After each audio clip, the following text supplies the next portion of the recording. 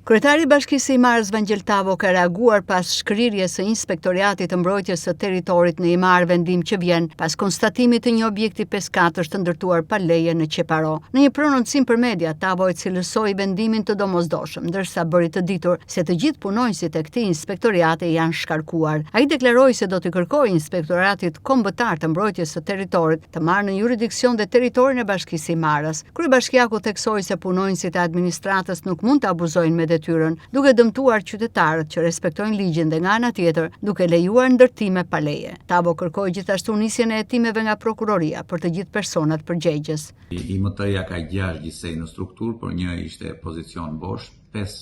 punonjës të cilët ishin në detyrë në këtë institucion, sot janë pezulluar nga puna. I bie që nuk ngelet asnjë inspektor, pra vetvetiu shkrihet strukturë. Atëherë, përveç se për ditë që kontaktoj drejtuesin e tyre duke i thënë për ditë që të jenë në teren dhe të inspektojnë çdo centimetër tokë të Bashkisë së Imarës dhe mos lejojnë ndërtime pa leje, me sa duket jo vetëm që se kanë kryer këtë detyrë, por shpeshherë nga fakti që ngatrojnë punën që kanë për të bërë, i drejtohen fshatarëve, qytetarëve, njerëzve të cilët duan të kryejnë një punim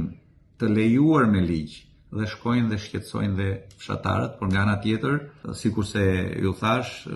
lejojnë ndërtime pa leje jo të padukshme më, por situata e sotshme është e patolerueshme. Kanë lejuar një ndërtim rreth peskate, një peskatsh në Bashkinë e Imarës, në Porto Palermo, që është totalisht e patolerueshme për mua për të gjithë opinionin. Do t'i drejtohem me shkresë zyrtare i KMT-s që të mbuloj edhe territorin, ajo ka detyrë funksionale për të mbuluar gjithë territorin e Republikës, por do t'i kërkoj në veçanti që me inspektorët e vet të mbuloj territorin e Bashkisë së Imarës, pasi po ju përsëris. Me sa kuptoj, Imara e ka të pamundur edhe për kapacitetin njerëzor, i ka pamundur që ta mbuloj territorin e vet me inspektor të mbrojtjes territorit. Po, për herë të dytë brenda një periudhe rreth një viti detyrohem ta shkrij për herë të dytë IMT-n e Bashkisë së Imarës për arsye të neglizhencës së treguar gjatë ushtrimit të punës së tyre, ku detyra primare është mbrojtja e territorit, ndërkohë që nuk e kanë kryer këtë detyrë, dhe këtë e tregojnë dhe faktet që në teren ka ndërtime pa leje të konstatuara ditët e fundit, por dhe për mosveprimin e tyre, ku vetë IMT-ja dhe jo vetëm IMT-ja dhe strukturat tjera shtetërore që janë përgjegjëse për situatën e ndërtimeve pa leje, kanë lejuar këto ndërtimet pa leje. Kështu që në këto kushte vendosa që ta shkrij Inspektoratin e Mbrojtjes Territorit të Bashkisë së Imarës, pasi për mua kjo strukturë